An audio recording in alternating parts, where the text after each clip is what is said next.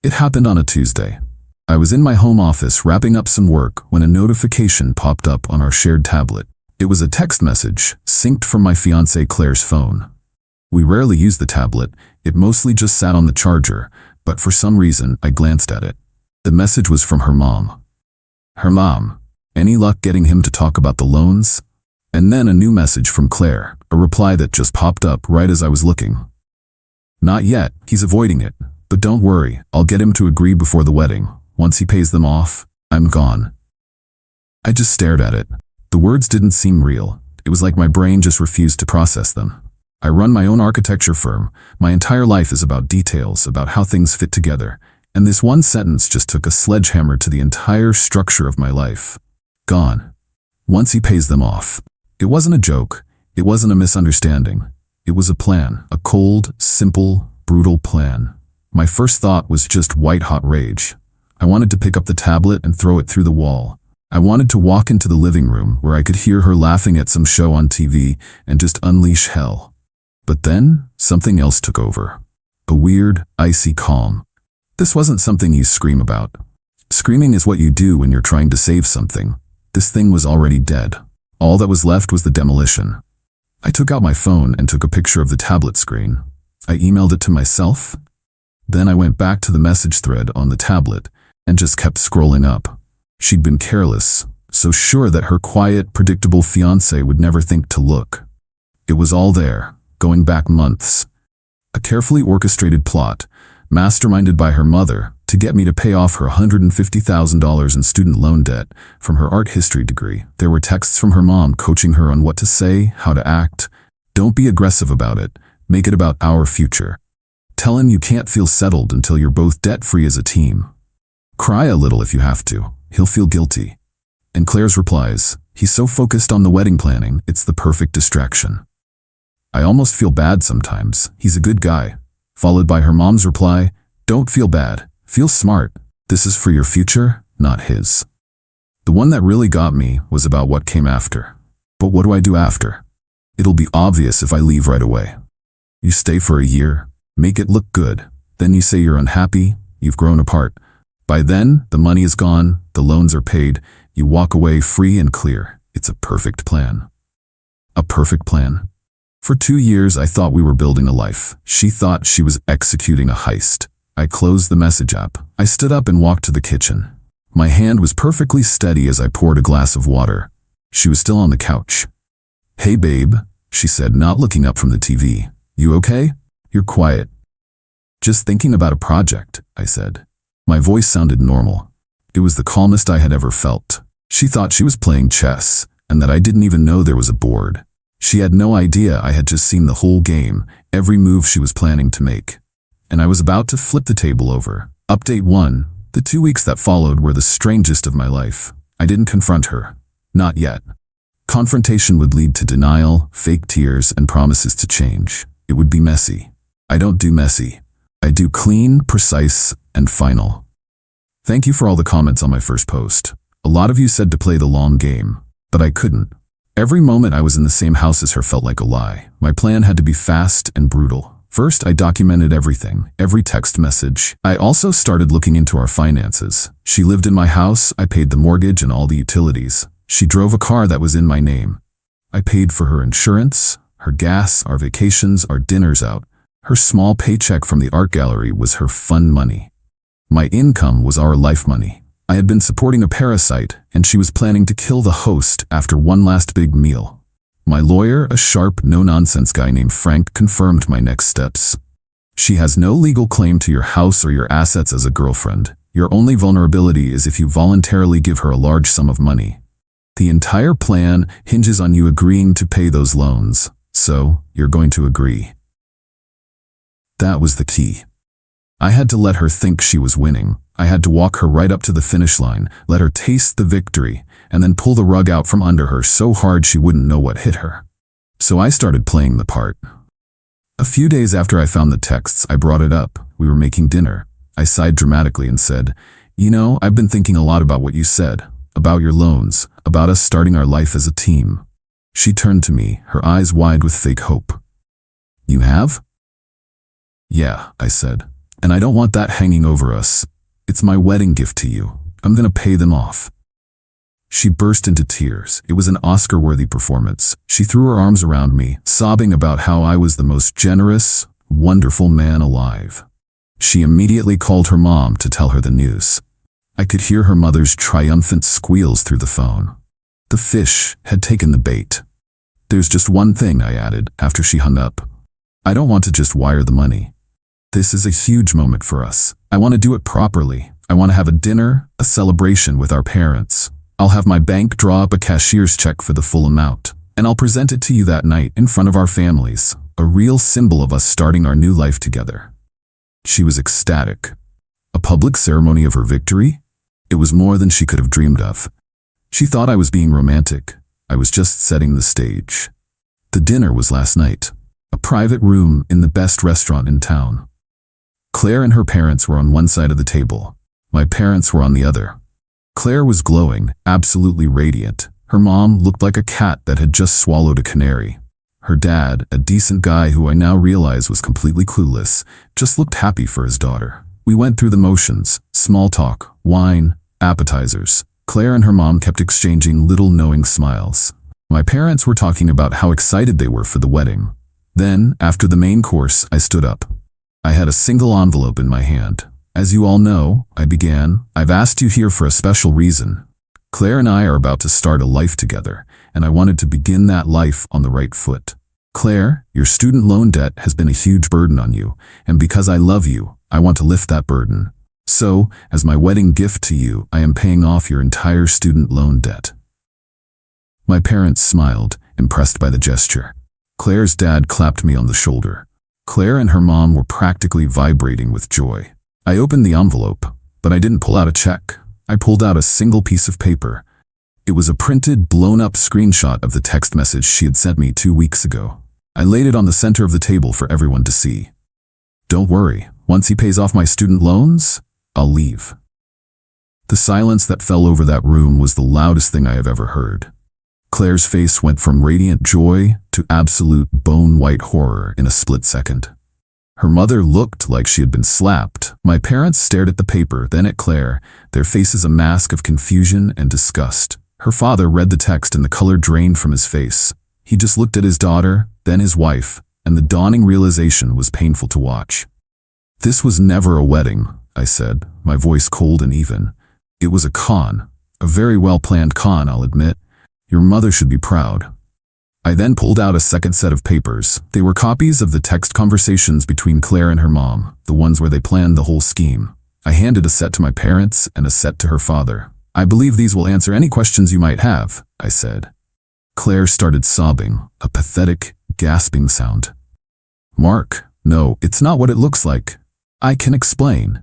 "There's nothing to explain," I said, cutting her off. "You explained it all perfectly in your texts. The wedding is off. We are over." I looked at her dad. "I'm sorry you had to find out like this. You raised a daughter, but your wife raised a con artist."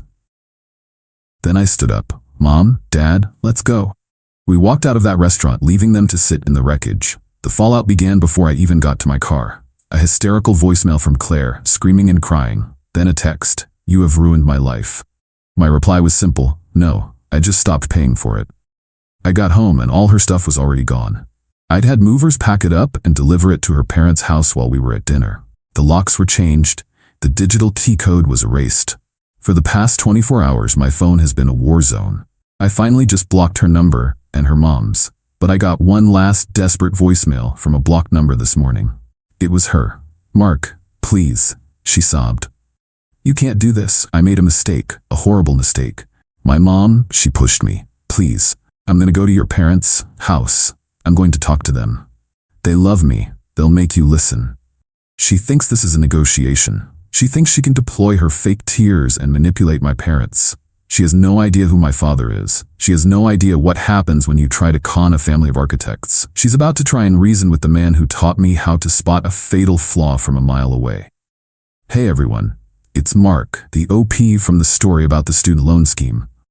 First of all, the response to my first post was insane. I read hundreds of your comments, and it felt good knowing I wasn't crazy for how I handled things. A lot of you were asking for an update, especially about what would happen when my ex-fiancée, Claire, tried to confront my parents. Well, she did it, and the result was more spectacular than I could have ever planned. So, here's the final chapter. After the dinner where I exposed everything, I went completely dark. I blocked Claire and her mom on everything. The silence was incredible. My parents, on the other hand, were getting the full court press. My mom told me Claire had left her a dozen tearful, rambling voicemails, spinning a tale about how it was all a huge misunderstanding and how her mother had pressured her into a stupid joke. My mom wasn't buying a word of it. I had already warned them about Claire's final, desperate threat from her last voicemail, that she was going to show up at their house. My dad's only response was a calm, "Let her come." It happened on Saturday. I was at my own place, trying to enjoy a quiet weekend, when my dad called me. His voice was calm, but I could hear a steel edge to it that I knew well. "Mark," he said, "the demolition crew has arrived." He put the phone on speaker and set it down on the table in his study, right next to the front door. I was about to have a front row seat. I heard the doorbell ring. I heard my mom open the door. Her voice was polite but frosty. "Claire?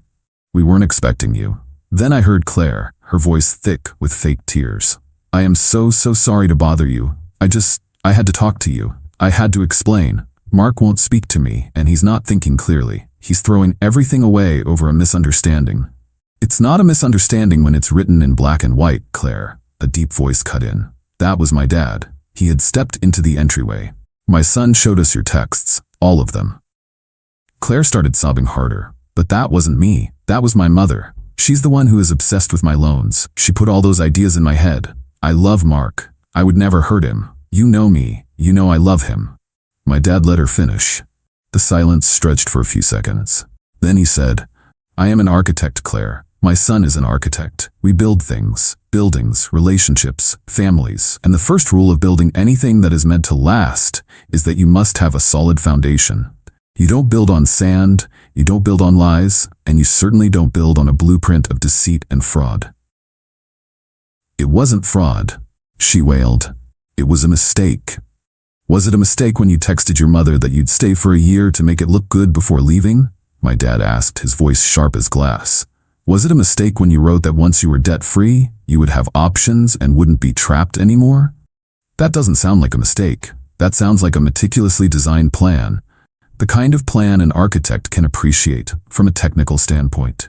Morally, however, it is repugnant." He wasn't yelling. He was dissecting her, piece by piece with surgical precision.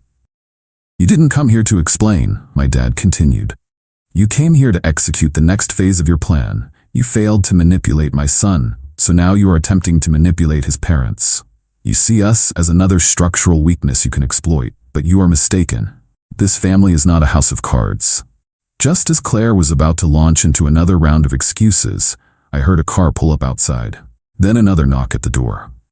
My mom opened it again. "Oh, for heaven's sake," she muttered. It was Claire's parents. Her father, John, was in the lead, looking flustered. Her mother, Susan, was right behind him, her face a mask of practiced concern. "We are so sorry to be here like this," John began, trying to sound reasonable. "Our daughter is a wreck, as you can imagine. This has all been a terrible, terrible misunderstanding. I think Mark may have overreacted." My dad cut him off. "Overreacted? John, I saw the texts. Your wife coached your daughter, step by step, on how to commit financial fraud against my son. Did you know about this?" John puffed up his chest, trying to look indignant. "Of course not. I'm as shocked as you are.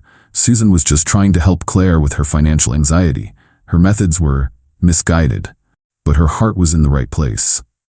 I had to give it to him. He was a good actor. At the restaurant, I had almost felt sorry for him. I had thought he was a clueless victim in his wife's and daughter's scheme. But my father has been designing and negotiating contracts for 40 years. He can spot a lie from a mile away." "So you're telling me," my dad said slowly, "that your wife and daughter have been planning this for over 6 months, and you, her husband and father, had absolutely no idea? You live in the same house, you share finances, and you never once had a single conversation about a plan to extract $150,000 from my son?" "I am a busy man," John said dismissively. "I don't get involved in their day-to-day drama." "I see," my dad said. Then he delivered the final blow. That's interesting, because I took the liberty of having a conversation with my son's lawyer this morning. He was quite interested in the legal definition of conspiracy to commit fraud. It's a fascinating subject. He mentioned that in cases like this, investigators will often look at a family's complete financial records, phone records, bank statements, everything, to determine who was aware of the plan. It's amazing what a forensic accountant can uncover. The threat wasn't overt, but it was crystal clear. And it worked. John's face went white. Susan let out a little gasp. Now, this is an overreach, John stammered, his composure finally cracking. There is no need to involve lawyers. Isn't there? My dad countered. Your daughter tried to steal a sum of money that would represent a down payment on a house. That's not a misunderstanding. That is grand larceny in a pretty dress. And you, by your own admission, either knew and did nothing, which makes you complicit, or you were so willfully ignorant of the scheme being hatched under your own roof that it amounts to gross negligence. Either way, you have no moral high ground here. He then turned his attention back to Claire. You came to this house looking for an ally. You will not find one here. You targeted my son because you thought his kindness was a weakness. You saw his stability as an opportunity. You are a predator, and you are no longer welcome in this family or in this house. The engagement is over. The relationship is over. You will have no further contact with my son. If you attempt to contact him or us again, we will pursue a restraining order. Is that clear? Claire just stood there, speechless, her fake tears dried up, replaced by a look of pure, unadulterated shock. She had been so certain she could manipulate them. She had walked into what she thought was a negotiation and found herself in a demolition. Now, my dad said, his voice dropping to a final, dismissive tone, I suggest you and your family leave. You have a great deal to discuss, I imagine. I heard the door close. My dad picked up the phone. Are you still there, Mark? I'm here, I said. My voice was a little shaky. It's done, he said. The site is clear. The aftermath was even more satisfying. John, terrified that my dad would actually follow through and that his own shady finances might come to light, completely imploded. He and Susan had a massive fight right there in my parents' driveway. He blamed her for the plan failing. She blamed him for not being a better actor. Claire was left with nothing. Her parents are apparently on the verge of divorce, their own marriage built on a foundation just as rotten as the one she tried to build with me. Her father has cut her off financially, furious at the public humiliation and the risk she exposed him to. So Claire is now back at home, in a house at war with itself, with no fiancé, no job that can cover her bills, and $150,000 of student loan debt that is still and will forever be entirely hers. She didn't just lose a fiancé, she lost her entire support system. She gambled everything on a perfect plan, and she lost it all. The demolition is complete,